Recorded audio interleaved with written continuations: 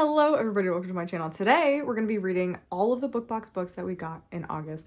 I am a little bit nervous about this one. I feel like last month went pretty well. I feel like, did we have a 5-star last month? I think we had a 5-star. Yeah, it was A Dance of Lies. We had A Dance of Lies as a 5-star last month. I am not very confident that we're going to have a 5-star in this video, which is really sad. I don't know if we'll have... Ooh, Catabasis is in this video. We might have a 1-star. Let's talk about it. Let's talk about it. I'm just really nervous about this one. This is kind of my order that I think I will like these books, and we'll talk about it a little bit. We have 4 books that we're going to be reading, and you can see the issues I feel like that we're having with this stack. So first up, we have Catabasis. I don't have the best track record with R.F. Kuang, so I am quite nervous for this book. I'm giving it a shot. It came in the Fairyloot. If this doesn't go well, I don't know... Besides the Poppy War, because I know the Poppy War is totally different, I don't know if I'll pick up another R.F. Kuang. So I'm hoping this goes well. It sounds like something I'm going to love. A travel story through hell should be good. But I think I am going to enjoy that one the least. Next up, I think... this is such a pretty copy. Immortal Consequences. It has 6 points of view. 6 points of view, and I'm really nervous about that because my track record, again, is not great with anything over 2 points of view. I can enjoy 3, but generally, I'm a 1 point of view girly. Sometimes love a 2 point of view, but anything over that, I tend to struggle a bit. So 6 points of view, not feeling great about it. So I'm thinking that's going to be low as well. Then, I've read this author before. I've really enjoyed this author before. They wrote The Phoenix Keeper, but this is a monster romantasy, kind of. Like, it's not like a total dive into the monster romance category, but there is an aspect of that. I mean, our main love interest does have a tail and fangs and hoofs, I think. So maybe just like claws, maybe not hooves, claws. So that's a lot for me. That's a lot for me. So this is going to just depend on the spice level and whether the plot is as important as the spices. So I'm very nervous for this, but I have liked this author before. And then what I think is gonna be the favorite, but I'm still really suspicious about it because of the comps.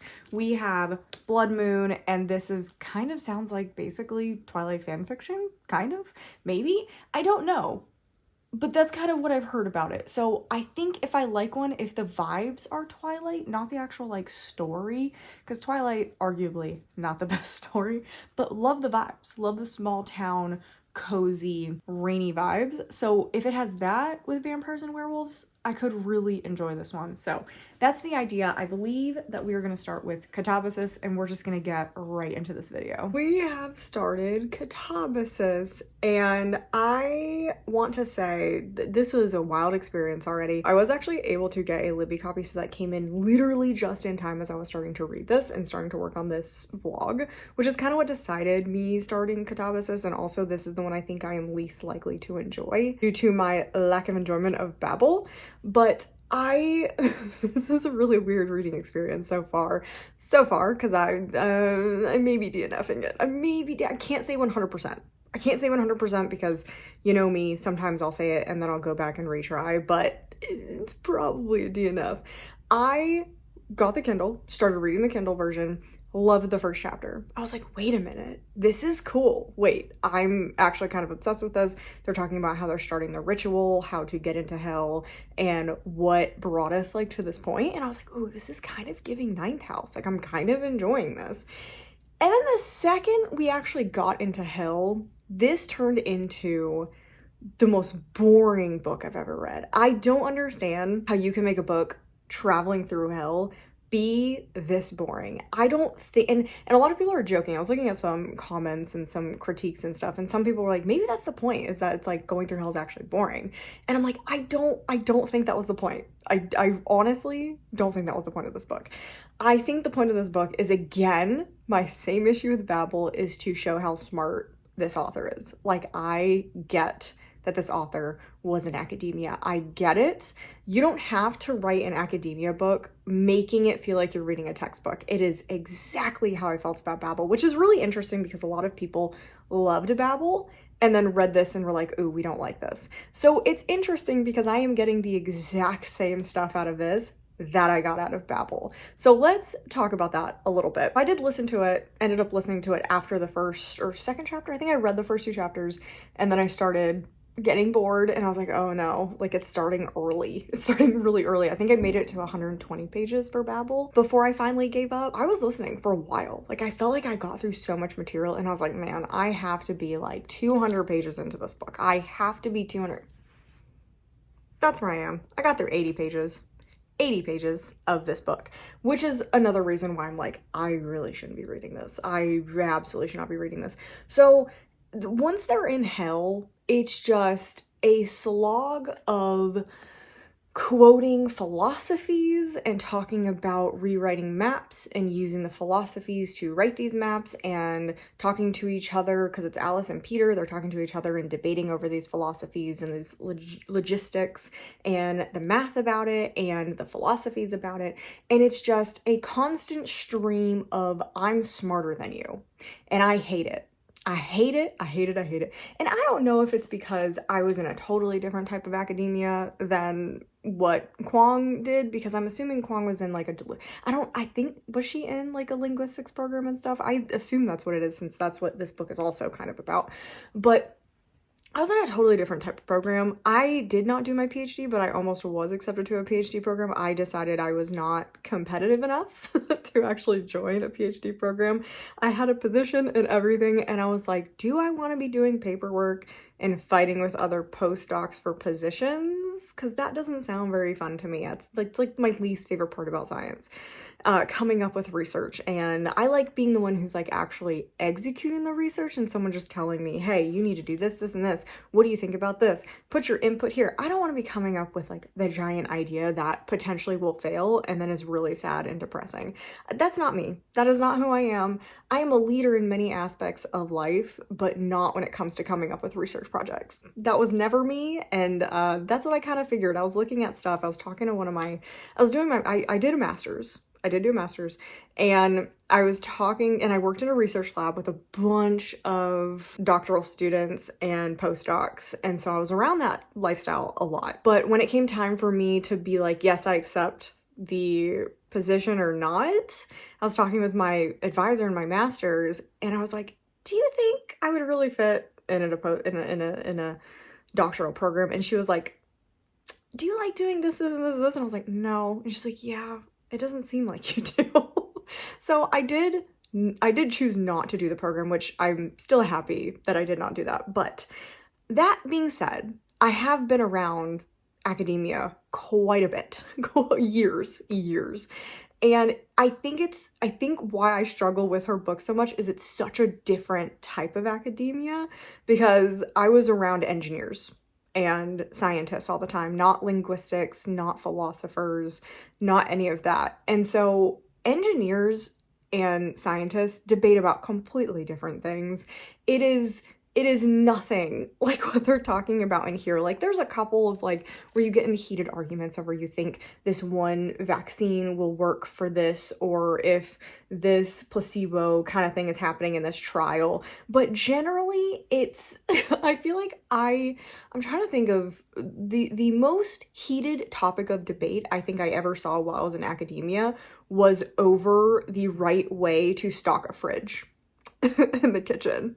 Okay, like that's the conversations that we were all having, not this. But I give, so it's just like such a different side of academia. I'm just so used to the doctorate students just like laying on tables, just like ready to cry and talking about what they watched on Netflix the night before, not anything to doing with their project unless we were physically there working on it. So it's just such a different version that I'm used to. But the way that they like just talk to each other and go over stuff is just so, I don't know, unrealistic, but just so pretentious and annoying. And I just don't like listening to the pretentiousness. It's not fun.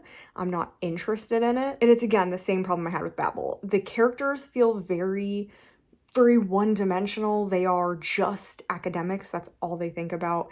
There's so much more to a character. I'm also so bored because the plot seems like it could be really, really good, but every there'll be a paragraph of plot, and then it will jump to this like giant word vomit of these theories and these maps and this type of stuff. And it's just like, oh my God, like, where's the plot? Where's the plot? Because you keep losing it. Like, it keeps disappearing because I think you'd rather show how smart you are instead of actually writing a plot for this book. So I can see her writing a textbook. I can see her writing a textbook. I can see her writing a manual. I can see listening to her in a linguistics debate, but I just don't see her ability to write a fiction book without this absolute word vomit of pretentiousness. And it's very sad. It's very sad because there's such a great idea here. We just don't need to be told constantly how brilliant you are of a person. Like, we know you're incredibly smart. And I think that's why I struggle so much with this, because the I'm smart seems to be more important than the actual novel in itself. So I do think I'm gonna DNF this. If you don't hear again about this, that's not surprising. I may try it again, pick up maybe a chapter or more just to double check, just to make sure that maybe she stops talking that way. It sounds from the reviews that she does not stop doing that, but there's always a chance. There's always a chance. So if it had focused more on the plot and more on the character development, I would be significantly more interested in reading this compared to just listening to word vomit of philosophies. I don't know if I'll talk about this book again. That being said, we're gonna move on to Voidwalkers. About moving on to what is supposed to be like a book by this like brilliant author to Voidwalkers, which is like monster smut, I think. But I'm already 30%, I think, into that book because I did actually start it months ago. I got an e-arc of it because I was really excited that S.A. McLean was having a new book out because I love the Phoenix Keepers. So I got an e-arc of it, and then I didn't realize that it was going to be an Illumicrate book. So I put a pause on my reading for this video. So I'm already like 30% in. I need to re-skim it to make sure I remember everything that happened. But honestly, so far it's great. So far I'm having a really good time. It's not super smutty yet, which I'm really excited about. Like, as long as you get like I want like 50% about into a book before it gets really smutty, because then I at least know the characters, I know the plot, I know the setting, and I can kind of like then skip the smut and it doesn't feel like a big deal. So I am enjoying the writing. I like the main character and I think it's interesting. It is a bit long. I did hit a little bit of a section where it is meandering a little bit, so I'm hoping it kind of course corrects back onto the plot and we move forward again, because right now we're kind of like walking around a little bit aimlessly. So we're gonna go skim that so I remember that, and then we're gonna continue reading Voidwalker, which hopefully I have a much better experience with than Catabasis. It is bright and early Sunday morning. I just showered. We were at a football game yesterday and we didn't get home until super late, so I just passed out instead of showering. So I got up this morning and I was like, I have to shower. I feel disgusting. That being said, I am popping back on here to talk about something I said I wasn't going to talk about again, but we're going to be talking about Catabasis again very quickly, because I did end up trying to pick this up. So during football games, if you've ever been to one like in person, there's just like a lot of downtime. There's a lot of downtime where you're just kind of sitting in the stands, kind of just waiting for plays to go because there's commercial breaks, etc. You don't have commercial breaks, you just sit there, stare at the field. So I always have a book like preloaded onto my phone so that I can just read through it during those little breaks and like during halftime and stuff like that. And so I had Catabasis preloaded on my phone. So I was like, you know what? I still have somewhat of an interest in this. I'm like, this can still turn it around. It can still turn it around. So during the like 4-hour plus game, and then plus some of the drive down and drive up, depending if Lucas was on the phone with somebody, I read through some of Catabasis, and I swear, and I read some of it last night and listened to a little bit of it after I talked to you last about it. So I have read it for a while off and on for quite a long time. And so I again was like, okay, I'm probably 50% into this. And I wasn't like checking my percentage as I was reading, because if I did that, I feel like I would have been depressed, because I only made it this far. Like, I feel like I'm reading this book for forever and I'm not getting anywhere. I am now to 150 pages, and where I told you last I was at 85. I'm not getting anywhere. There's nothing happening. I'm not learning anything. It is all the same issues that I had before. But I finally hit a section that I was thinking I was going to hit, that I am officially calling it. Because if I do finish this book, it will be a 1-star. And knowing a book is a 1-star and continuing to read it, besides Misery, just because that's an older book and that's like a classic, so I feel like I should have to read that one. So besides something like Misery, like a Stephen King book, or something I'm reading to understand a genre, so pretty much anything Stephen King I may finish if I think it's a 1-star, just because Stephen King's writing has impacted horror in general as a genre. So it is important to understand where some horror things came from. But something like Catabasis, this is not going to inform a genre. This is not going to change the landscape of writing. And so I feel like it is unfair for me to know I'm not going to like this and know I'm going to give it a 1 star and just continue reading it, especially when I am loathing reading this book. I hate the reading experience of this.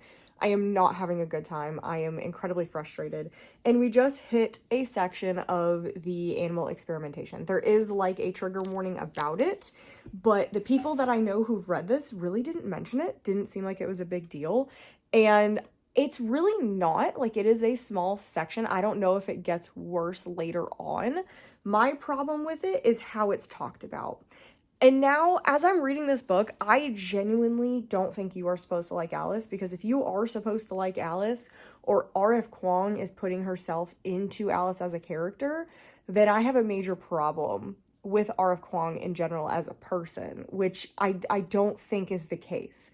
I generally think that Alice is supposed to be an unlikable character, because the way that she talks about experimenting on animals is unacceptable. Yeah, so we were in Italy experimenting, and we started on rats, and then we moved up to guinea pigs, and then we moved to cats, and then dogs, and we shaved them down and did this. And I was like, there is no semblance of remorse or understanding of the torture that you put these animals through. Yeah, there's a reason that most people do not agree with animal experimentation, and that it is done in a highly looked after setting, because it sounds like they were not in one of those settings. Like, it seems like they were just able to do whatever they wanted. So the fact that our main character Alice has zero thoughts or remorse about being in that situation and doing these things to living animals, that's where I draw the line on a character, where I do not want to read from this character. I don't care what they do.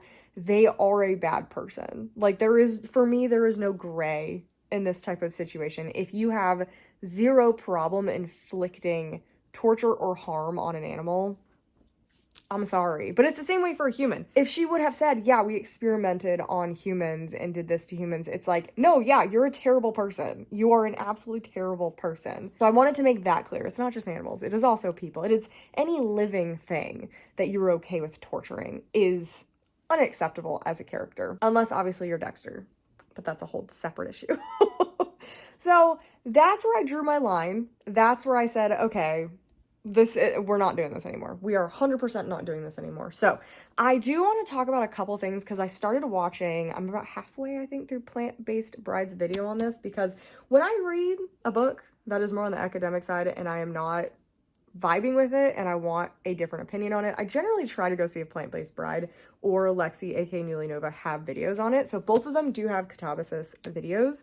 They are different, because Lexi Newly Nova, I think, liked the book. I have not watched hers yet. And then Plant-Based Bride definitely did not like the book. I am currently watching Plant-Based Bride book, and I do have one commentary on something she said. So I do agree with pretty much everything she said so far. She definitely is saying it in a more eloquent, she is breaking the book down a lot more than I am willing to do. So one of the only things that I do want to talk about from her video that I definitely disagree with is she talked about how she doesn't understand how the critique is that this is like a textbook. And I think that she is missing like what we mean when we say that, because I'm not saying the whole book is a textbook. I'm not saying that. Like, obviously textbooks don't have people climbing walls and having emotional moments and stuff like that. That is not what we're talking about. We're talking about the walls of text where one character says, ooh, this is like the blah blah blah theory, and turning to that person and going, that theory is this and this and this and this and this and this, and it refers to this and to this, and it means this to this, and that equals this. Sorry, my dog is now drinking water. That is what I'm talking about. So when Peter is trying to explain these mathematic terms to our main character, he speaks like a textbook.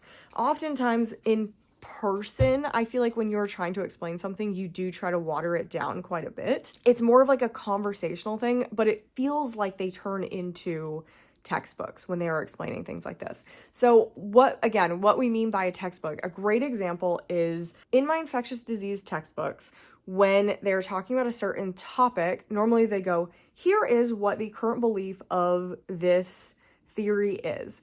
And then it takes you back in 1770, this philosopher noticed this thing in this experiment and postulated that this is the thing that happened. But then in 1980, this person debunked that by doing this type of experiment and blah, blah, blah, blah, blah. And this goes to this. And that leads up to current day, which is this is the current theory. That's how it's reading. That is how it's reading, which is not how you generally debate stuff with another person in real life. That is like, the textbook is using like teachable moments, and it's coming off that way because Kwong is trying to give the audience somewhat of an understanding of the theories that she is talking about, but I just don't think as a whole that it's necessary. And maybe that's me just not liking reading something like that, that is just trying to go so over the top, over people's heads.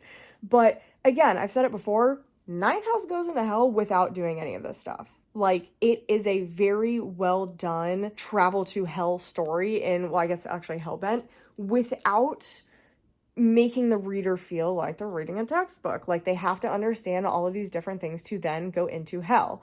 And I guess it probably is a difference of you're following Alex, who is not an academic doing this type of stuff, but Alex is around academics. Alex is around these people who are explaining things to her, but they're doing it in a way that is more conversational. It is more like, ooh, I think this could work. And it's not being like, ooh, I think this could work because of the 19th century paper on this and this and this and this. They're not going that far. Like, you're doing, like, you have a character doing this research and then they're giving the spark notes to the other people. So I think that style works way better in a conversational tone. It is more like what you would get in person. Again, this is just how I feel about it. I obviously other people do not agree with that, but that is definitely how I more feel about it. I just don't think the textbook sections are natural. They don't read naturally. They don't read like a debate between academics, because a lot of these things they'll know. Like, when you're talking to an academic, you do talk in a different way, but normally it's with less explanation. So that's why it's so textbooky, I guess, is my best explanation of this. It's a little bit difficult to explain, but that's my vibe and my feeling of it. And I think that's what people, again, are meaning when they talk about it being a textbook. It's not the whole book, it's those sections and the dialogue relating to it, because it reads very, if a conversation was happening in a textbook, that's what it would be like. Everything else though, so far, I can't say 100%. I'm only halfway through the video. So far, I've agreed with Plant-Based Bride. So if you do want a much better breakdown of the book, I would go check out her video. Or I haven't watched Lexi Newly Nova's, but I assume she has a similar breakdown because she's really good at doing those breakdowns. So I would also check out one of her videos of Catapasis as well. I'm done with this. I'm probably am gonna finish Plant-Based Bride's video, and she's probably gonna go through spoilers, so that will let me know what happens at the end of this book.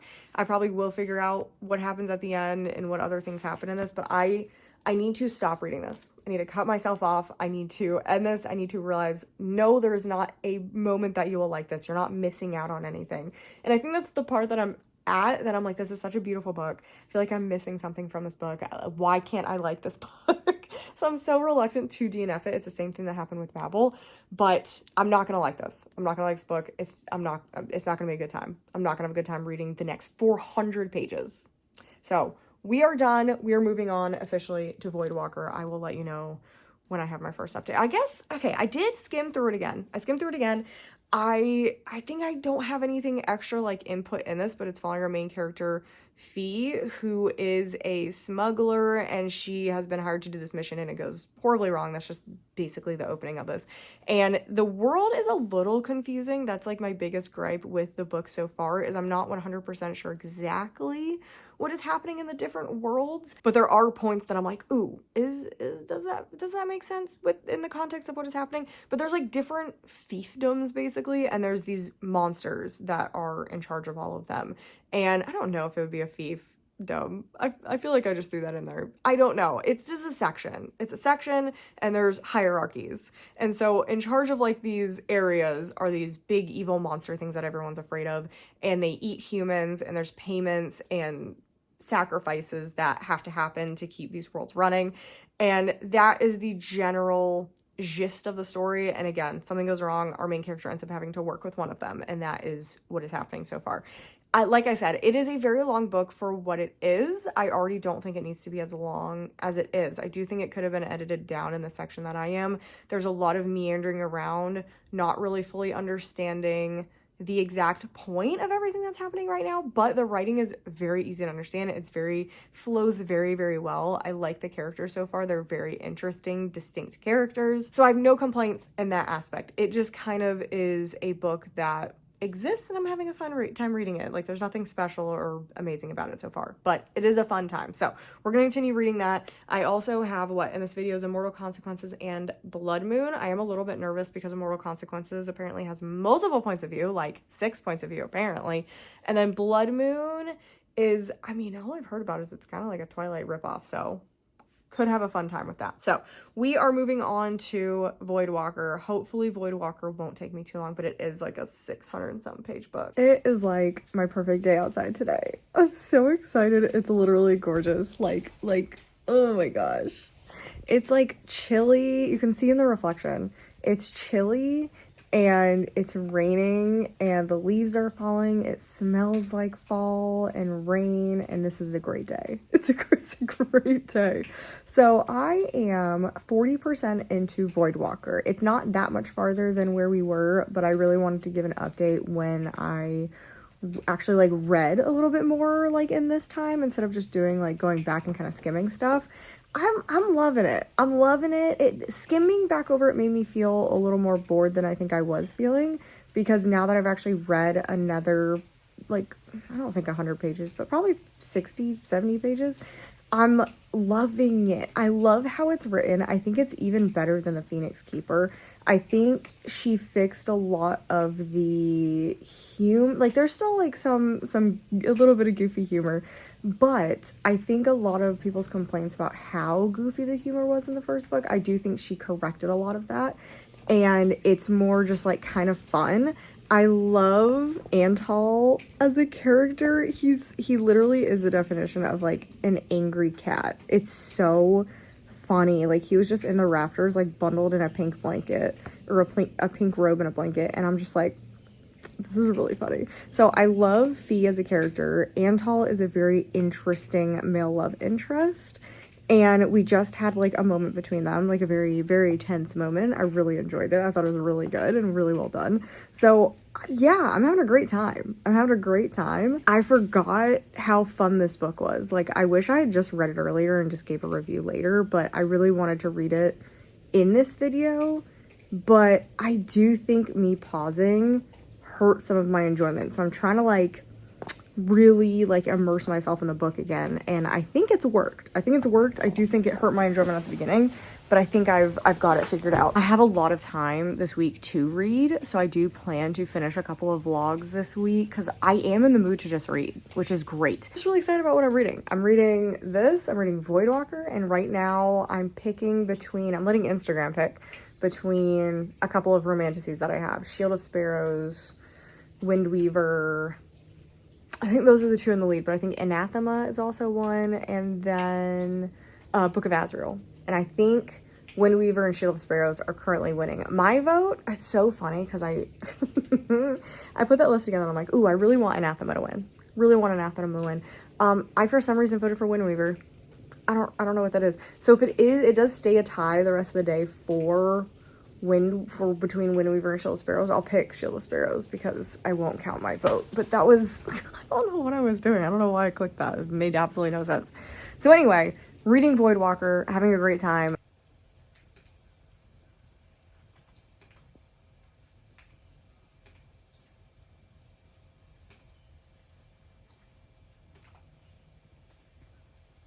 We are once again filming, not me looking at myself, so I don't know how this is gonna be. This is gonna be the final time because I am getting a mirror to go behind the camera because this is really annoying. I'm also gonna have to like put a sticky note or something like right on the back of my phone so I can stare at that, because normally I'm used to staring at my face and making sure stuff is not going out of frame and not being weird, but now it's just the back of my phone. So we're gonna have to fix that as well. But I have finished Voidwalker and I'm gonna give it a solid 4-star. I can't tell you why it's not a 5-star. it didn't give 5-star vibes. I do think this was significantly less scary though than I thought it was going to be, because it is like kind of a monster romance, and S.A. McLean had a really fantastic campaign for this where she was sharing a lot of artwork, specifically one piece of artwork that kind of terrified me because I am not used to reading books where the male love interest has a tail or claws. That is not my vibe. But because I already read The Phoenix Keeper by this author, I was very excited to see what this book would be, how it would be different from The Phoenix Keeper. So different from The Phoenix Keeper. But I will say, I like them about equally. Like, I really like them equally. They are totally different vibes. So if you want more of a cozy fantasy book, definitely check out The Phoenix Keeper. And then if you want more of a action-packed fantasy romance, I would go for Voidwalker. And this one is definitely much more heavy fantasy and heavy romance than The Phoenix Keeper. The Phoenix Keeper definitely is like a cozier vibe where it's more about like the zookeeping and the animals and like daily life and stuff. And there is a little bit of a romance, but it's not like a big romance. But yeah, this was really fun. It was really fun. I don't really have like that much to say about it because it's not like earth-shattering, amazing, wow, this was spectacular. It's just really good. It's a really solid fantasy romance book. Really fun characters, a really good plot. I am super excited to go into the next book as well. I am curious. I think this is a duology. I don't know if it's a trilogy or a duology or more books, but this is definitely a world that was built incredibly well, so this could even be a trilogy. Like, there is a big evil that we have to overcome, so I could see this even being a trilogy, but I do think it's a duology. So there's a lot to tackle left in this. I do like that we solved like the main problem for this book, and then we're kind of branching out to the other big evil and the big issues that are going on in this world. So I am excited for the next book. I definitely will be picking up the next book. I really hope Illumicrate does a copy because this copy is stunning. Like, this is such a beautiful cover. Like, I love what they did with this. It's so pretty, and I'm excited that it's going to match my Phoenix Keeper copies. That being said, I am finished with this one. Like I said, a 4-star. So far we have a DNF that I wasn't that surprised about, and now a 4-star, which also not really that surprised about. And I think, so what do we have left? We have Immortal Consequences and we have Blood Moon. I feel like I should try next the one I'm least likely to enjoy, and I feel like that's gotta be Immortal Consequences. Oof, but I have more luck with Fairyloot books than I do Owlcrate books, and that's the issue that we're having here. So they're both young adult books. Blood Moon definitely seems more like young adult.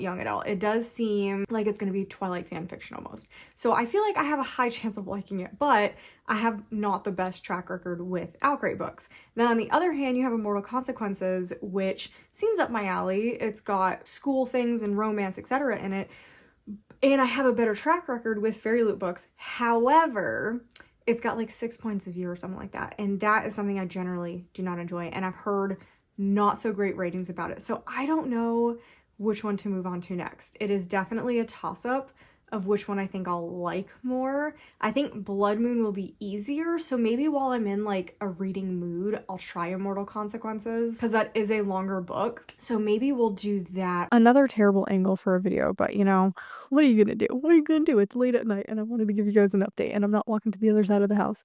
So we're gonna use my little thing that's actually going pretty well, and we're gonna talk about Immortal Consequences because I'm 35% into this book. And you know what? I'm liking it. I'm enjoying it, but I'm having the issues that I thought I was going to be having with this book. Let's talk about what I'm liking and what I'm not liking so far. It's very interesting. It is a very interesting book. I'm liking, we just started the trial with 35% in, and they are bloody. This is high stakes feeling. It is very interesting. It is different than anything else that I've read, and I'm having a really good time. I love the characters. I think they're very unique. They all have their own stories that are intertwined together, which is really fun seeing them all come together. That's also where my problem lies, though. I thought I was going to have a problem with these 6 different perspectives, and I 100% have a problem with the 6 different perspectives. There is no reason for it. There's no reason for it. This book is basically following a group of students at, I think it's Blackwood Academy, and it is in purgatory. They are all dead, and they're in purgatory, and they now know magic, and they live for hundreds of years at this academy, and their only hope is to be chosen to become an ascended, or if they're chosen, they can also choose to just move on to the great beyond, whatever. If you are not chosen to be an ascended or to move on, then you slowly lose your memories and you end up being like an eternal reaper in this ether thing. And so everybody wants to be chosen, but only one every 10 years is chosen. So obviously we have come upon a 10-year anniversary, and it is following our 6 characters who obviously all want to be chosen. But there's some weird event that happens right before that seems to trigger other weird events happening. I don't want to say what it is because it is a spoiler. So we are thrown into all of these trials, and it's how each character is dealing with the trials. And so we are following 3 sets of people, which I find really interesting. We have Irene and Masika.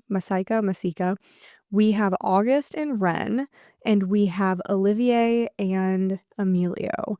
And I do think so all 6 characters have their own points of view, but they're connected to each other. So the pairings that I told you, those pairings kind of basically go together. They're the friends of the group, and then they're kind of all joining together to work together and figure out what's going on, and they all know each other because of this academy. My problem is not all 6 people need a point of view. I really think, and you can tell which characters that the author put more care into. Ren is obviously, I feel like, our main character. Ren is our main character. Ren and Irene, Irene, honestly, I personally don't think she needs a point of view, but I can tell the author likes her and wanted her to be like a big part of the book. But personally, for me, I could care less what she's doing. The 2 characters that definitely did not need to have points of view are Masika and Emilio. They're not bringing really anything to the table. Like, Emilio is the brand new student, so he's bringing that aspect of it, but his perspective really could be told through Olivier's. It was more interesting because of what's going on with him. So I would like Olivier to keep his perspective and also tell Emilio's story through Olivier's point of view. And then with Ren, I love her character. She's my favorite character so far. Her and August, favorite duo. So I'm fine with August having his own point of view, but his also could go away, to be honest, and his story could be told through Ren's. And then the same thing with the Irene and Masika. I could get rid of both of them. To be honest, this book could just be following Ren and Olivier and their relationships and dynamics and stuff, and I'd be totally fine. But if you were to keep one from each pairing, you would keep Irene from Irene and Masika, because Masika really nothing. Like, there's a little bit of intrigue. There's a little bit of intrigue, but not enough that I like care enough. Like, I feel like the 3 extra points of view could be added in the next book. Like, I don't think this is a standalone. There's a lot going on for this to be a standalone. Like, I can't imagine this being a standalone, but if it is, never mind. If it's not, you should have those 3 perspectives in the next book. Unless obviously people die or move on or something happens to them. I don't know. I don't need all 6, and I do think it is hampering the book because we're in this middle of this like really intense trial in these scenes, but the problem is it keeps switching back and forth to all 6 different perspectives, and so it's hard to keep a straight line in the action and keep your interest like really peaked. Like, something will happen with a group of people, it's like, oh my god, and then it moves to a different perspective, and then they have to like work up to their crazy thing happening, and then it moves to a new perspective, and it's just like tense, so I really just want to stick with one perspective for longer. Oh my god, the switching between the 6 is so annoying. So what I thought would be annoying is annoying. However, I am enjoying the rest of the book. So that is the update for that. I did want to show you a little bit of a book haul that I had recently. So my Aardvark books came in, and we got Kill the Beast. I think this sounds really, really cool. Another fantasy. And then we also got Isn't It Obvious? I do actually have a ALC of this, which I didn't realize. So probably shouldn't have got this, but it just sounds so good. Like, it sounds so cute. So I did end up getting these. And again, Aardvark, oh, it's so nice. It's so nice. And then did I get Mate? No, this is November's. No, I only got these 2 books in November. I don't remember what else was for no. Oh, I almost got the Christina Henry, and I kind of regret it, but I don't have the best track record with her, so whatever. And then what came today, I don't know if these are indie releases. I can't tell if they are, but I got the 7th Champion, little paperback. I think this is a fantastic cover. Again, this is the book that I thought actually was Margaret Rogerson if I did not see the author. And then this one, The Gilded Abyss by Rebecca Thorne. Right? It sounds really cool. This is the same Pirates Tea Life, something like that. The Cozy Pirate Tea series thing. This is the same author, but I haven't read this. I have the first one. But this looks, look at that. Look at that. That's an awesome cover. I think it got a new cover. It used to have an old cover. And then it also's got some, like, artwork in it. At least I think this is the book that has a new cover. I don't know. I've looked at so many books. Look at that. Look at that. It's so pretty. I've I've seen so many books and been looking at so many books these past like couple weeks that I am getting confused what I am looking at and what I am not looking at. So anyway, I am working on my next NetGalley video for Instagram that actually went really well. I was really happy with that, how it went. I'm gonna try to get it under 3 minutes this time. My first one was about 4.5 minutes, and I definitely want it to be a little bit shorter. And then I also got some library books. So I got one for the reading all the romantasy for Goodreads because that's the category I chose, and that's the Witch's Guide to Magical Innkeeping. That's the only one I didn't have besides Wild Reverence. And then I also got there was also some from other categories I was interested in. I also got Heartwood, which always sounded interesting, and then the amazing pickup, which I'm shocked that my library had it, was the Joe Hill King Sorrow. I don't know if I will read this one, but if I decide not to read it, I'll return it really fast so someone else gets their chance at it. But it is every library has like a bunch of copies, so I'm not too worried about that. And they're brand new. Like it's nice. It's nice. It's nice holding that book. It's a little update. I'm gonna continue reading Immortal Consequences because I am enjoying it. I don't see myself DNFing this one unless something like egregious happens. But as of right now, I'm enjoying it. I'm having a good time. I do wish there was only like 2 to 3 perspectives and not 6. Starting now. This is going to be a little bit of a test for this microphone. I'm going to be excited about it. I have rain in the background. My dog also decided to eat, and my husband is playing video games in the room over. So it is every possible loud thing that could be happening is actively happening. I really just wanted to get an idea of what level of noise dampening this actually has. So this could be shit. This could be terrible. I might have to go in and like adjust and enhance stuff, but I am really curious how this sounds and how much it actually noise dampens. That being said, I did finish Immortal Consequences. I'm feeling strange about this one because I don't know how to talk about this one. I legitimately don't know how to talk about this one because it is frustrating. It is so beyond frustrating for what it is because this has such fantastic moments. It has such a great background. It has such a cool idea. The characters are really interesting. But I think this falls prey to, is this a debut author? This falls prey to, I have way too many ideas. I have way too many ideas, and I want to put every single one in this book. So this says Ivy Marie was born to a Peruvian mother and Chilean father in Miami, where she acquired a penchant for afternoon cafecitos and an all-consuming obsession with books.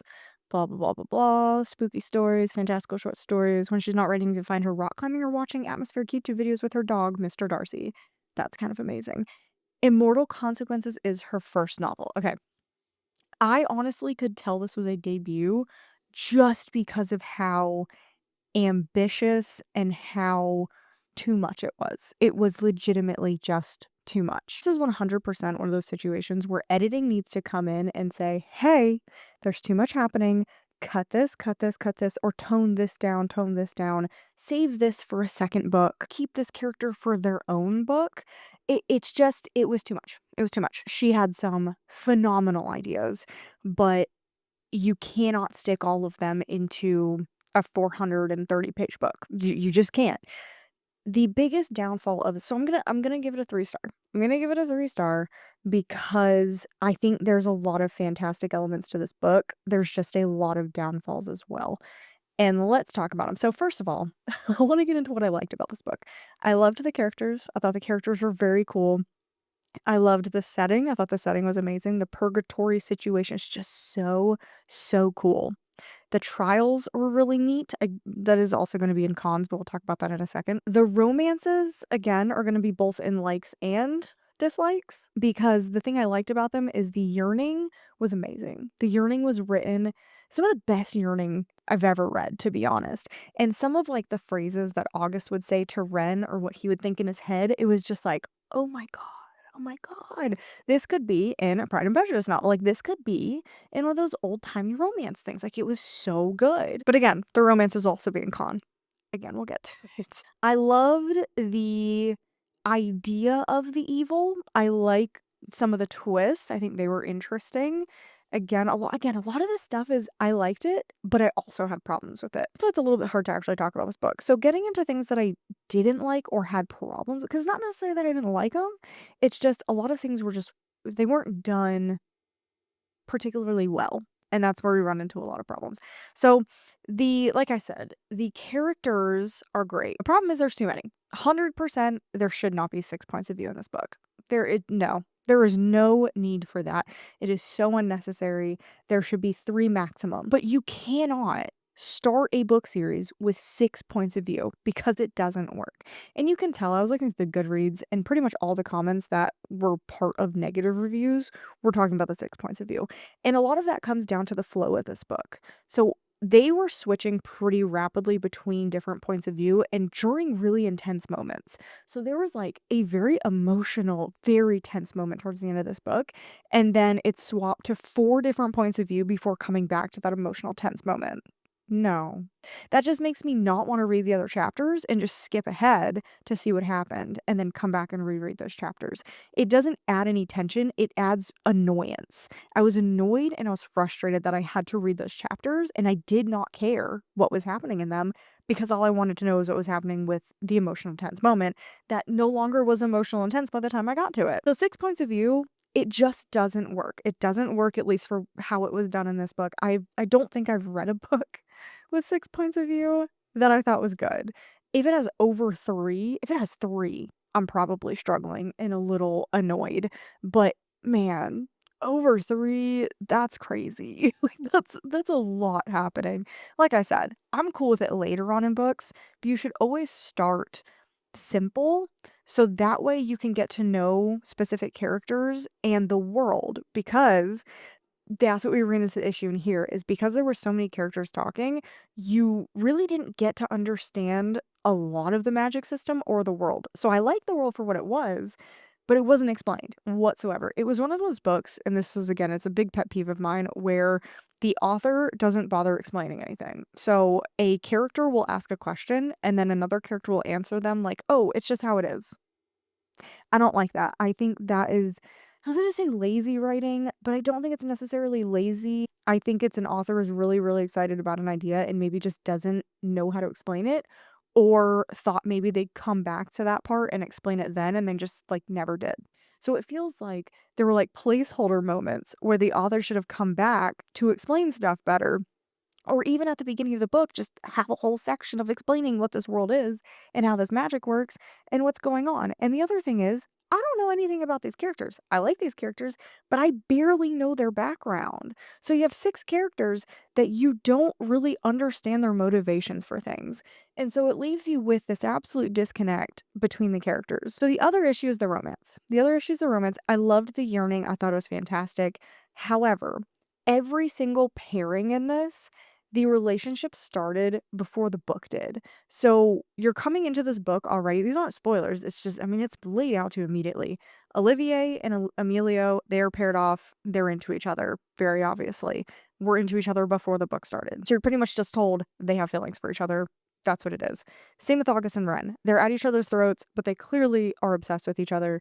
That was like that before the book started. So you're just told that situation. And then Masika and Irene, they're not romantic, but they're really good friends. But you're told, hey, we're really, really good friends. But again, it was established before the book, and you're not given any information of why they would be friends because Irene is kind of a horrible person. So I don't understand the friendship there. I don't understand the relationships. There's just no background of how the characters met. There's nothing. There is nothing for you to grasp onto for their relationships. And so therefore when they started moving towards a more romantic conclusion with each relationship, like the 2 that I said were romantic, didn't really hit. It didn't hit. Like there were moments where like, "Oh my god, this would hit so hard if you knew anything about the relationship." But you didn't. You didn't know anything about the relationship. So that was a big problem with this book, was you just didn't have any lead up and you don't understand the motivations or why they liked each other. There was no understanding of why these characters would want to be together. Is that everything? Oh no, okay, the ending got a little bit weird. So it got super weird. I was trying to remember because I kind of wanted to talk about some spoilers, but I think I'm going to try to keep it as spoiler free as possible. But this book got weird. It got weird. We spent most of the book with these trials, and then it hits like the 80% mark, and you are info dumped all this information about the evil and what is going on with the evil and the multiple different sources of evil, and then sources of potentially good things, and then like 4 different reveals of who different people are. And it's just like, oh, we could have trickled this information throughout the book in a more mysterious way instead of being like, ooh, we kind of are hinting at this stuff, but like we kind of weren't. So here's all this information. Here's all of it in the last 20%. No, no, no, you can't do that. You can't. I hate when that happens. It's just so frustrating. So I was sitting there like this the last 10, let's see, 80 to 95%, I would say. I was sitting there going, what? What? Like, what are you doing? What? This is goofy. This is goofy. This is weird. Like, the villain felt like a cartoon character. Like, he would have had, like, a little fedora running around black and white. And he's like, that's what it felt like this villain was like when they finally, like, introduced his motivations for things. And I still don't know if I understand the motivations for things, because we didn't get any of the backstory of why this person really turned evil. Like what? Why? Like why? What is this? What is this? So it's just weird. And then again, we have this whole thing called the ether. It's where these people like work and they go find lost souls. Ether wasn't even explained very well. The Shadowlands weren't explained very well. Nothing was explained. Nothing. And I think that makes it incredibly difficult to get into a book. I mean, you can't get into a book that you don't understand what's happening. So unfortunately, I loved so much about this, but I also had so many problems. I'm giving it a 3 star because I can see what it's trying to do. I can see what it's trying to do. And I think the second book, I think it was a really, really good setup. Like the last 5% of this book, fantastic, phenomenal, loved it. So I am going to continue in this series. And I do have very high hopes for the second book because I think what has been set up is really great. So that is Immortal Consequences. We are on to our final book, which is good because it is Friday night. It's Friday night. My parents are going to be here tomorrow. And this video is supposed to go up Sunday. Sunday, Sunday, Sunday. Yeah, it's not great. It's not looking good. Luckily, I did save the shortest for last. I'm a little nervous though because I've not seen the best reviews of this one. You know what? Sometimes we just need like a trashy little romance, little young adult romantasy to read, and that's kind of what this seems like this might be. And I say trashy in like the best way. Like when I say trash, I love trash. I love trash. You should see what I watch on TV. It's fun. Trash is fun to me. So I don't mean it like trash as in it's bad. I mean trash as in it's gonna be like I would almost classify Romeo and Juliet as trash. I'm gonna get so much hate for that. But it's like two people obsessed with each other in love, and it's just like, oh my god, the drama. That's what I'm talking about. It's like the drama. Drama. This is drama. So I am excited. I'm nervous. I ain't got a lot of time. Lucky my Libby hold for this came in literally in the nick of time. I think it came in an hour ago. So we're going to be reading Blood Moon. I'm hoping to get through this one. I would love to not DNF this and actually have read 3 of the 4 books. Sunday morning, I was up really late last night, trying to read through Blood Moon, our final book. You know, let's have the video up today. I'm gonna have it up today. It's just gonna be a lot later than our normal like 11 a.m. post time. And we gotta talk about it. We gotta talk about it. So I am ending this video with a DNF and actually kind of a conversation about this book because I'm really frustrated. I'm really, really frustrated with something like this. This was like the final straw for me in the fan fiction inspired territory, because what is the line? What is the line between plagiarism and being inspired by something? That's what I'm struggling with a little bit with this book. And again, I don't think it's necessarily the author's fault. I think that is a publisher issue of deciding what is okay to publish and what is taking a little bit too much from other books.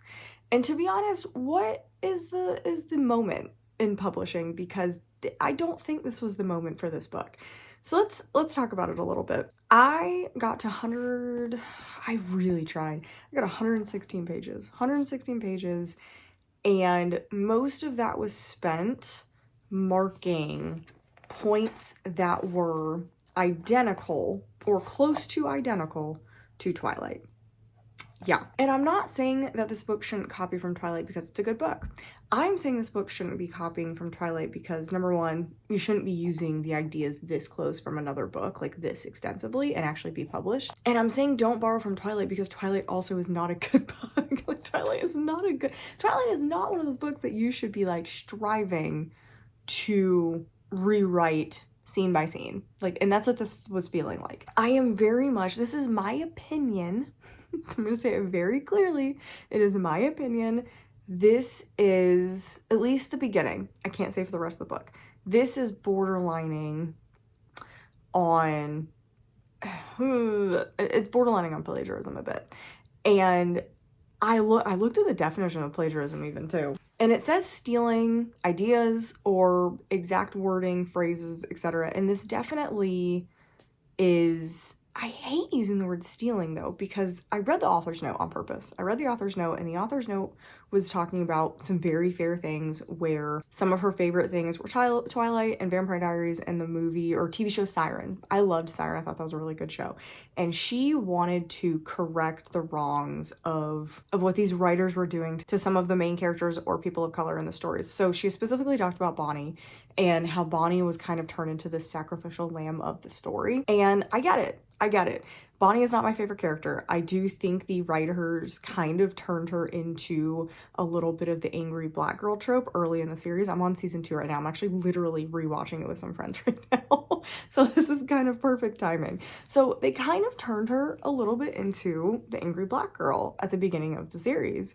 And it is irritating, and it's really annoying because she has such an interesting character. She's a lot different than the other characters, and I feel like it was not utilized well, at least early in the series. I can't say later on. I only think I ever got to season 3, so I'm trying to make it further this time. So she said she wanted to right the wrongs of those characters, and that's fantastic, but you can do that without reusing and recycling a ton of stuff from Twilight. So let's talk about the stuff that I marked in this book. And again, to me, this is an editor and publisher problem where this book can be submitted, but they should have wrote back, hey, you have some really great ideas. Rewrite this in a way where it's not reusing the plot of Twilight at all. Change the character names, change what they do. I mean, change it so that someone who reads this book doesn't immediately go, oh, Twilight. You just don't want that. And unfortunately, 50 Shades of Grey, which is fan fiction of Twilight, had more original ideas, again, at least in the first 112 pages, than this book did. And that's a problem. So yeah, so that's why I'm struggling right now. And I'm starting to lean into the camp of, inspired is great. The vibe is great. If you want to put this in a small rainy town and there's animal attacks and your main character has to figure out what's going on, fine. But when you're naming characters and giving them the same jobs and there's literally the same scenes that are happening, we have a problem. I've mentioned it before, I am not a fan of fan fiction being written into actual published books. I think it's borderlining on some intellectual property situations. And I think this is doing that. I am a little concerned. I feel like this is one of those books that you need to like kind of talk the original author. This is so frustrating because again, there's some really, really good ideas in this. I like the stuff that she changed, but it's just too similar. And the writing is not very good either. That's another major problem I have with this. It feels very flat and lifeless. And I feel like I would have preferred her to come up with a fully her own story, and I think that would have hit a lot better. So we immediately start with opening it up. She is living with her dad. Her mom is out of the picture. That is different. The mom story is different, but the mom is out of the picture. Dad is a very unemotional kind of person. She is also. They're both very quiet. He is the chief of police named Bobby. She calls him Bobby. She calls her mom Rena. So if you don't know what Twilight is, Bella's dad's name is Charlie. She calls him Charlie, and her mom is Renee and is not in the picture really in the book. So the town she lives in has a folklore about werewolves and vampires. And it starts off by saying There was a body was found, parts of a body, I should say. An unhoused woman with missing limbs, presumably a rabid animal, had gotten to her somehow. That's basically how Twilight kind of opens up as well when she's in this town, is they are looking at a string of animal attacks. And she talks about her life very similar to Bella did. There were moments when I'd allow myself to think of her, when I'd envision what my life would be like if she stayed with me and my father, Bobby. Perhaps life would be happier, simpler than this. Perhaps the days would have had true meaning to them, and the hole I felt in my body would somehow seal its way shut. I dreamt of smiling and truly meaning it. I longed to be rid of the dull ache inside me. Masking helped, but it was only a temporary solution. I needed permanence. Very Bella opening. That's fantastic writing. The problem is when later in the book. This actually has great writing at the beginning. And then once she starts interacting with other people, it's like she turns into like a 12-year-old. Like there's like giggling and doing dumb stuff. It's just very weird. I wanted to be someone who could take off, but the thought of truly leaving Bobby behind brought a twinge of guilt to my stomach. He was harmless in this, even if my father's naivety was to my detriment. She's also really mean to her dad. That is something that was not great. Like she was really mean to him, and he like really didn't do anything to her. So I also had to struggle with that a bit. And yeah, this was... all I could see was Bobby's navy blue shirt with Timber Plains Sheriff plastered in the upper right corner. So she did change this into being a college student, a freshman in college, but it really doesn't change much because she's still looking after Bobby. She's still living in this small town with all these people, and she's still like around the legend of the werewolf and the vampire. And then again, talking about Bobby. So while I craved adventure and independence, there was this reminder inside me pulling at the pit of my navel, telling me not to be away from him for too long. He needed me. And that's how Bella felt about Charlie. Charlie, even though Charlie lived on his own for a long time in Twilight, he really could not do anything for himself, really. So she felt like she always needed to be taking care of him. My first thought was to flee from the affection. It was overwhelming even from Bobby. Again, she's talked about that in Twilight. When Bobby meets his friend Duke, very similar to, I don't remember the character's name in Twilight, but it was one of the werewolf characters. Good old Bobby boy, a faculty member said. He had dark brown skin and a charming smile, but he was older, probably about Bobby's age, with peppered hair growing on either side of his head. There was familiarity there, but I couldn't place why. And then he starts talking about his son, who I almost called her Bella. Oh, and her name is Mirabella. Or Mirabelle, I think. See, this is what I'm talking. Yeah, Mirabella. So Bella. But I think they call her Mira. So Mira, they start talking about Mira playing with this kid's son, which is exactly Jacob and Bella's situation, basically. And yeah, I'm on page 14. I'm on page 14 at this point. And then, yeah, he talks about his son. He is playing second string quarterback, and he's kind of younger. He's very kid-like, which is very Jacob from the first book, because Jacob grows up a lot in the second one. And then we have page 26, meeting or seeing the boy for the first time. And I don't remember what his name was. And like a string, I tugged on it, pulling and pulling until there, a small sigh of relief. In the left wing of the hall sat a boy. Although he wasn't looking at me, this twisting feeling made me believe I should be directing my attention toward him. I exhaled, hoping my heart would stop thumping so tediously inside of me. I glanced behind his shoulder to look directly at me. A beat, and his stare was hard and cold. A clenched jaw and narrowed eyes, something seethed inside me, making my throat squeeze and my heart race. What was his problem? Literally, almost exactly the same meeting. I mean, it's not a cafeteria, but it's not an auditorium, but it's just like, what are you talking about? Like, what are you actually talking about? And he like holds her stare, which is very Edward Cullen. He did the exact same thing. Oh my gosh, it's just so similar. I'm not even done yet. That's just like the opening meeting. Oh yeah, and then there's a whole window thing. There's a creature that is outside her window. I don't know if it's the Edward character. It could be something else. It could be actually something evil. But it is definitely a thing in this, which was a very prominent thing of Edward always being in her room or standing outside her room. Very creepy, but still. And then the nameless boy leaned in, and when he did, he smelled sweet and somehow of the earth. And Bella always talked about his scent and how sweet it was and how it like called to her. And then they have a whole fight again. Who are you? What are you? Blah, blah, blah, blah. Why are you always so mean to me? And Edward, whatever his name is constantly trying to get her to leave. So moving on, let's see. Oh yeah, she's talking to Seven. Jacob. I'm just going to call him Jacob, but his name is Seven. Very strange name. And he's the seventh, all boys in this family, and they're rowdy and they're always doing stuff. And it's just, again, it's very Jacob family. And then we have Edward joining the table, and it's join the table with all these other boys. They relaxed into each other like they were longtime friends or family. Instead of touching his plate, he eased into his seat. His friends joked about something while he remained expressionless, and for whatever reason, I wondered if it was to spite me.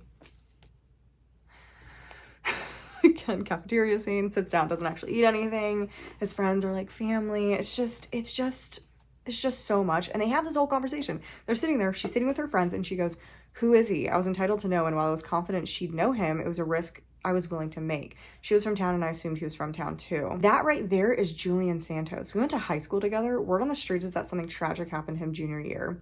Whatever it was, he was pulled out of school for an entire month. When he came back, he looked like that. Now, girls just throw themselves at him, hoping they trip and fall in love. Okay, this is editing me. You may hear some background noise because I'm trying to edit this morning. The character that I keep calling Edward is supposed to be a Jacob character, which I do think makes more sense. Like, something happened to him and he now looks like that, which is very eclipse, new moon, eclipse. And it's supposed to be Jacob. Like, it's supposed to be like Jacob's redemption story. However, all of the scenes are very Edward, so I just continue calling him Edward, and it just makes more sense that it's like the Edward character instead of the Jacob character. It's like such an exact scene. John Bella's like, "Oh, like, who are they?" "Oh, those are the Cullens." And that's Edward Cullen, but he's too good to date. And it's like, these scenes are just direct replicas. I mean, and again, I'm on page 63 at this point. They are cut and paste, and rearrange some of the wording in the characters. That's what this is. It's exhausting. It's exhausting. I will say, and I am glad I continued reading so I can say this, it does diverge quite a bit at this point. It does turn, it's more of like a missing persons thing, because the mom is actually missing. So that is significantly different from the original books. And I do think it's more interesting than Twilight. However, I don't care enough to continue on with it because I don't like how she interacts with her friends. I don't really like how she interacts or talks to Bobby. I just had so many problems with this on top of being a Twilight remake. Oh yeah, and he saves her. It's the van scene without the van. They're on like a cliff instead, and he just like appears. Let's see. I opened and closed my mouth, struggling to form words until I coughed out. How? I looked at the cliff once more, the fear I'd had. How? I said again, my voice was still hoarse. Julian didn't even blink. Are you okay? You haven't even answered how you got to the bottom of the cliff so quickly. It doesn't make sense. I was always at the bottom of the cliff. Maybe you're remembering it wrong. It was a far drop. That's all, I mean, that's all I marked. That's pretty much where I got to, where I was like, I can't do this anymore. So it's like, it's exactly the van scene where she's like, "How did you get to me so fast? You were across the parking lot." And he's like, "No, I wasn't. I was literally standing right next to you, Bella." And it's the same thing here. "Mirabella, I was standing right next to you. I was at the bottom of the cliff already." So I did go and look up some Goodreads reviews, and pretty much everything was the same. It was, this is a rinse and repeat of Twilight. Apparently it continues being that way. Like I said, there is a mom is missing storyline, which does make it different. I wish if it had been a rinse and repeat, I wish it had redone like the Vampire Diaries. I think that could have been a lot more interesting and specifically focus on that Bonnie character. I'm just really confused why she focused on Bonnie and talked about Bonnie so much, and then not much of this felt Bonnie. It didn't feel like Vampire Diaries, it didn't feel like Bonnie, and I think that would have been a significantly more interesting story, because honestly, this book feels like it was written in 2008, and unfortunately, publishing and movies and all of that stuff are very of the time moments. Twilight is not something you should strive for in now. It's got a lot of problems. It's very dated for what it is.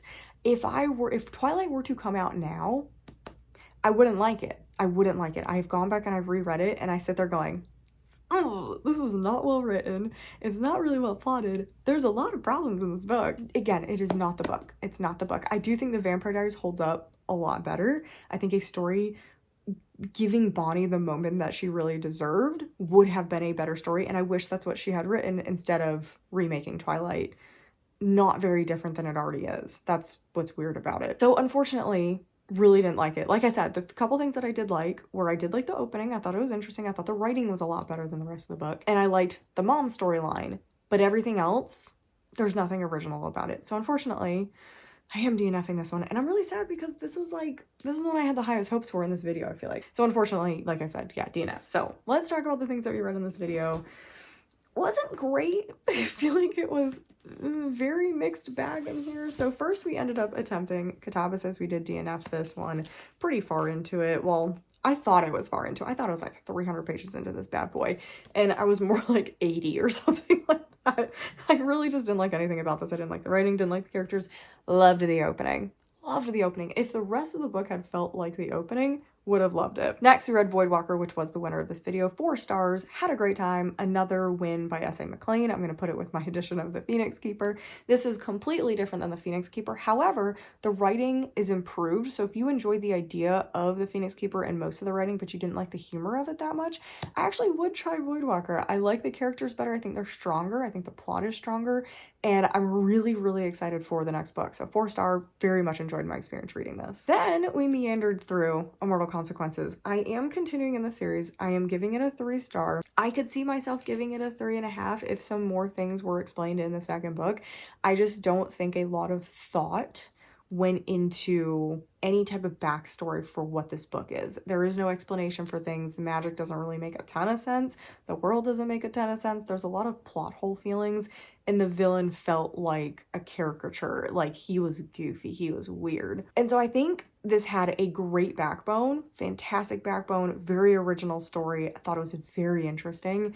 I think it was just executed not very well, and you don't need 6 main points of view. And then we just talked about it, but Blood Moon, I did DNF this one. I didn't want to finish this one either because I knew it was going to be a 2 or 1 stars, and I just don't want to do that. If I know that already going into the book and I'm reading half in, I'm like, I don't like this.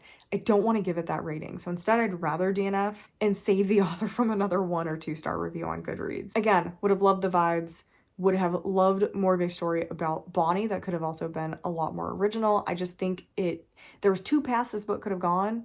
It could have went the Twilight path, or it could have gone the rewrite Bonnie's story in an amazing way, and we went the Twilight path, and I do think that was the wrong path. So I do hope in the future that this author writes an actual Bonnie story, and I will definitely pick it up and see if I enjoy it. I don't want to rinse and repeat, though. I don't want scenes from the Vampire Diaries. I want a story about a witch who is dealing with fighting vampires and trying to keep her friend mortal. That's what I want. I want that as a story, not scenes from the Vampire Diaries. So anyway, DNF'd it. Very, very, very sad about it. Here is our little stack. I do think Catabasis would have been the worst. I do think if I had finished both of them, I think Catabasis potentially was probably a 1 star, and then Blood Moon probably would have been closer to a 2 or a 2.5. And then Voidwalker's the 4, Immortal Consequences 3. So not the best video. I feel like last month was a lot better, but we are moving into, this was August's books, so we're moving into September's books. Oh boy, we got some interesting ones to read. I'm really excited about, and I'm looking at them right now. So we will be reading Alchemized, Never Ever After, and The Second Death of Locke as our like main books. But in addition to those, we have Modern Divination, which was a book back from like May, but it did not come out until this month. So those are our primary books. If I have time, I don't know if I'll have time, I will add the Poppy War in there because during that month I got that from a subscriber, so I would like to try and fit that in. But also, because I'm not feeling R of Kwong right now, I may want to hold on to that one and give myself a little space for Mar of Kwong for a little bit before I try that one. I do know it's a lot different than Catabasis and Babel, so that's kind of, fingers crossed, what I'm hoping for. For the next video, it will at least be Alchemized, Modern Divination, Never Ever After, and The Second Death of Locke. I'm excited. I think I'm really gonna enjoy those ones. I'm a little nervous for, I'm nervous for Alchemized. I'm nervous for Alchemized. I'm gonna try and read it not as a Harry Potter fan fiction. Again, I don't know if I would have gotten it if I knew it really was a Harry Potter fanfiction, but I've heard that it has been stripped of everything Harry Potter, and it's just a wartime story, dark fantasy. So if that's the case, I am much more okay with that. Modern Divination, I actually have a indie copy of that, and I totally forgot about it, so kind of wish I hadn't gotten it and just read my indie copy, but apparently it's been edited and stuff, so that probably is the better version to read. Never Ever After, Sulan Tan. Nervous because I hated Immortal. And then Second Death of Locke is also by an author that I have read and wasn't the biggest fan of. So now I'm actually really nervous. Never mind. Now I'm actually really scared now. Okay. Yeah, we're gonna get to that in a little bit. I got a lot of romantasy to read for Goodreads first. Then we have a purge video to do for Fairyloot, and then we will get back to getting to these books. That being said, I hope you guys enjoyed the video. Make sure you subscribe to miss any future content. Make sure you like the video if you enjoyed it, and make sure you leave a comment down below if you read any of the books, if you have any recommendations based on what I liked and kind of what you would like to pick up. And I think Voidwalker was the winner of this video, so she uses a sword. So either leave a dagger or a sword emoji if you want to let me know that you're here. That was everything for this video. Hope you guys enjoyed it. I'll see you guys in the next video.